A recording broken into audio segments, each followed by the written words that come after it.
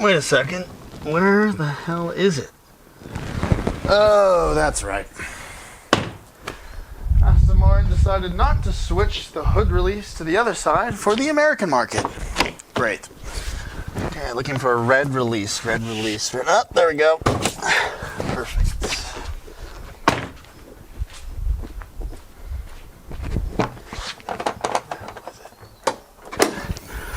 Alright, that should help that this is open now, specifically for this video. How's it going, guys? Dylan from If Cars Could Talk, and I hope everyone's doing well today. Today I'm going to be telling you the deep, dark secret about Aston Martin's new generation of engines. Crap, I needed that open for the video. Wrong side.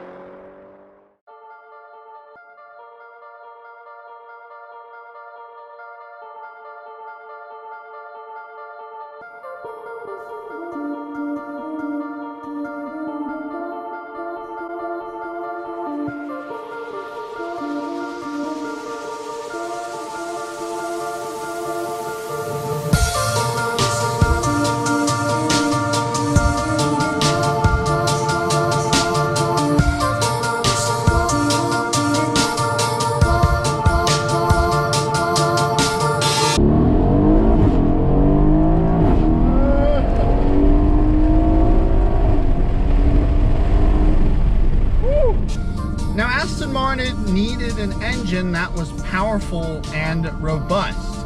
Something to buy them time while they were developing their next generation of engines. Engines that were sure to have less cylinders and a carbon footprint to match. Ever since the Prius came along, we have a world full of eco-ness that, demands engines to give you more with less.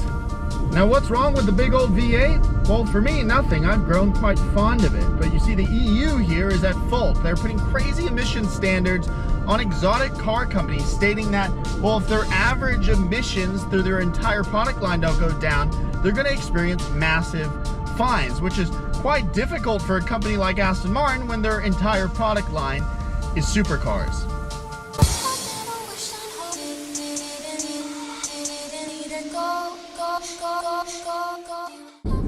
Now, that's certainly not to say that Aston Martin didn't try. No, they made an Aston Martin smart car a little while ago called the Cyjet or whatever. And obviously the whole point of that was to keep the average emissions down throughout the entire product line by adding something to their product line. The other problem with that, obviously, is not a ton of people are in the market for an overpriced, tiny Aston Martin. So that loophole didn't quite work out, and it showed because in 2015, not only did Aston Martin get hit with fines, but so did Ferrari for not meeting, the average CO2 of grams per kilometer required from, new cars of that same year.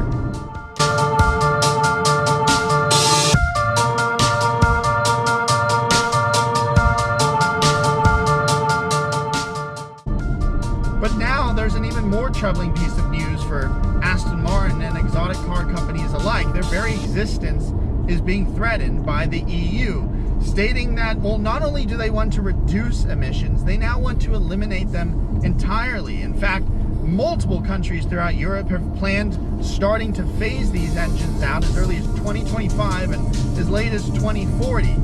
And that's incredibly depressing and troubling because, for car enthusiasts like you and me, those perfectly timed and managed explosions in the cylinders are what all the fun is.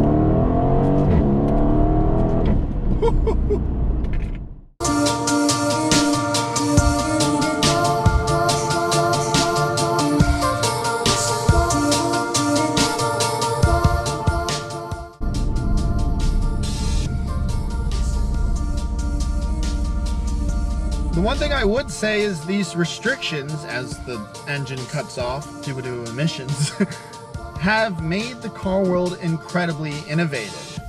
We now have engines that are smaller yet more powerful. I even, well, beat a guy in my old GTI with my little 2-liter, and he had a Lamborghini, and I don't think he liked that very much. But I guess that's what happens when you put someone in a smaller garage with less tools. Now, I must admit, there is a 4-liter size twin turbocharged V8 Elephant sitting in the room here because, well, on one hand, you have an Aston Martin and a Mercedes sharing the same engine, yet $40,000 separates the two, and this car can get a hell of a lot more expensive than that just with options. Not only that, the awkwardness doesn't stop because, well, the horsepower is smack dab in the middle at 503, whereas the AMG ranges from 469 to 577 in the AMG GT Pro Cup Series race, whatever stupid name they gave it. See, I knew I was going to have this damn thing open. Oh, Jesus. The rubber came off. Alright, so here it is open, and I have to say it looks super, super cool because, well, first of all, notice how much it opens and how much of the front is actually exposed here. Very much like an AMG, ironically, because you'll notice if you have an AMG, they usually almost open 90 degrees just for access to work on it. It's something I've noticed with their hinge system. Also, notice how interesting this is. This is covering the wheel arch, so it just shows you how much is exposed right now with this open. Also nice to be able to see an engine without a cover on it. I mean, today we have all these stupid, ugly plastic covers. You can even see like the turbos just popping in here. This is basically car porn. These struts here coming through for stability. And you can even get an idea of how the induction works here with the cooling, just with these vents going to these pipes. It's just a really cool engine to kind of look at and learn on, honestly. You really see how everything would work together. Now there are extra benefits for this engine, of course, other than just buying time. The all-alloy quad-cam AMG power plant spools up hefty power while weighing 253 pounds less than Aston's already downsized 5.2-liter V12. They've also gone from dry sump lubrication to a slimmer wet sump unit that allows the engine to nestle especially low behind the front axle, delivering that holy 50-50 weight distribution. Now, Aston Martin hasn't just taken this engine without meddling with it, of course. No, they've reworked the induction and the exhaust systems to tease out more of a mid-range, higher frequency engine noise versus the deeper, more guttural chorus of the AMG. In addition, it's now linked to an 8-speed paddle-shifted ZF automatic transmission versus the Benz's 7-speed dual clutcher.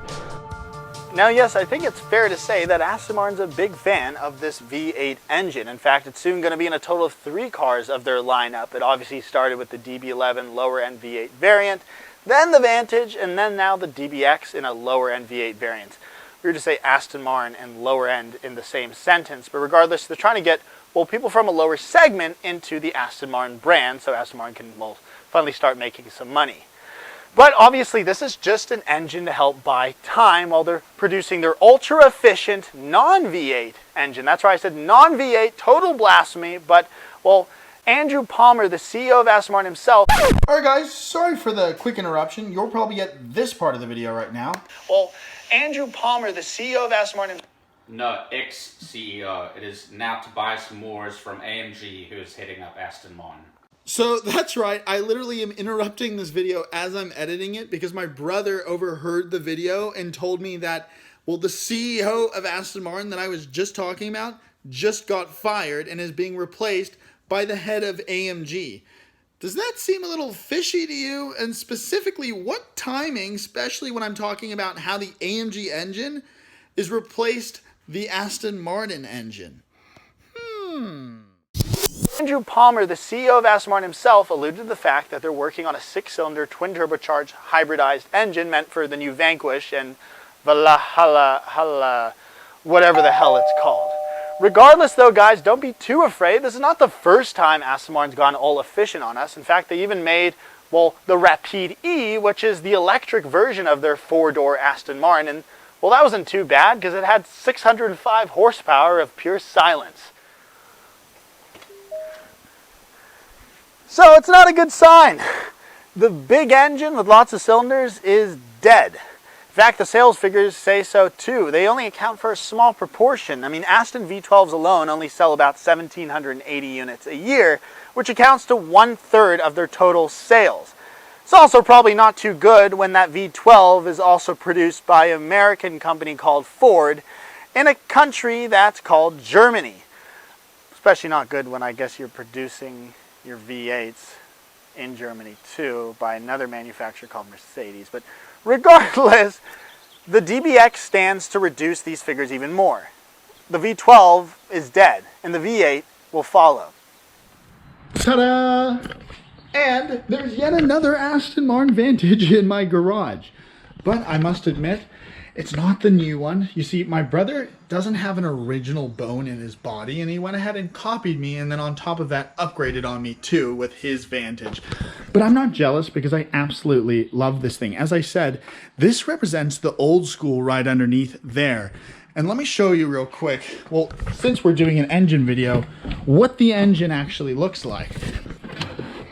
Yeah, and this is on the right side this time, or the left side, or the correct side. Now the Vantage came in a number of variants, all of them naturally aspirated, which is what we love to hear. It just sounds incredible whether you have the V8 or the V12. And of course they made a couple variants of the V8. This is the smallest one. It's the 4.3. They went to a 4.7. But regardless, it's still bigger than my brother's new Vantage, which is a 4-liter. So it's 0.3 larger, yet it doesn't have the twin turbochargers on that. However, it is down on power. It's 380, but I like to call it 400 because it sounds more impressive. But regardless, the great thing about this car is it represents the old school. Even though it's slower, I still tend to have just as much fun in this car as my brother's because it has that perfect formula of the, well, mid-mounted engine that is naturally aspirated. It's rear-wheel drive. It's a 2-seater with no compromise behind. It's a manual transmission. And it just sounds unbelievable. But because it's older, I need to give it some time to warm up as well. But this is cool, just a start button that just starts the car. It doesn't even turn it off.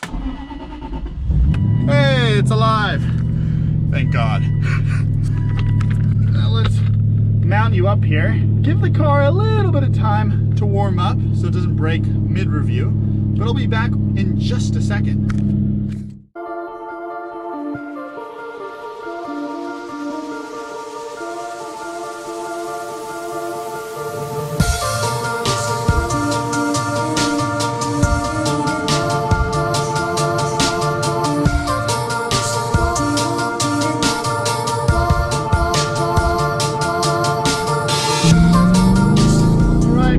Aboard my old Aston Martin, and we're already having trouble communicating with one another because it is so loud in here.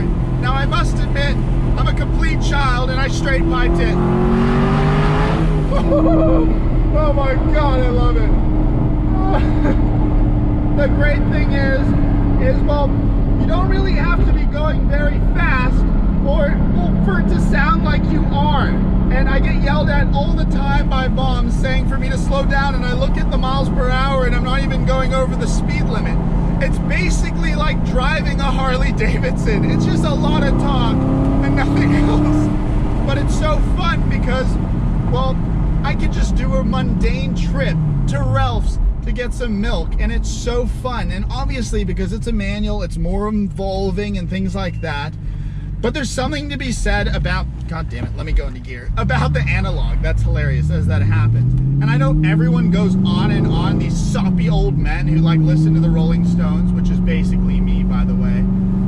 But there's no replacement for displacement.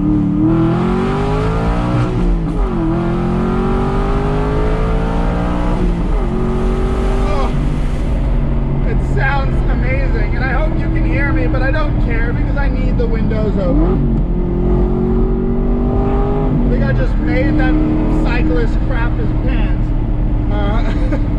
But it is such an amazing car. And let me close the windows here for a second so you can actually hear me. But it's really crazy to think that we are so lucky to be able to compare the new and the old Vantage together. I mean, I have to thank my brother, of course, for letting me do it. Or did he? Maybe he didn't. I kind of stole it and said, I want to do a video. But regardless, I mean, we're not journalists. And I mean, we work hard for our money, and it's just unbelievable for me to like be able to just drive these cars back to back. And what a better time to do it for a video when I can compare, well, the old school and the new school, the naturally aspirated and the turbocharged. Of course, well, we talked about Mercedes's involvement now in Aston Martin engines, and they've always been a company that's been helped out, whether it be parts from Volvo, Ford, Jaguar, whatever it is. This car is a parts bin, and maybe that's what makes it okay with the new car. But, well, for me, I think they both offer really awesome benefits. On the one hand, this car, as I said, is so involving and so old school. But on the other hand, you have, well, my brother's car, the new Vantage, which is so much more reliable, and, well, it's a lot faster and more efficient. But I guess it's hard to replace this.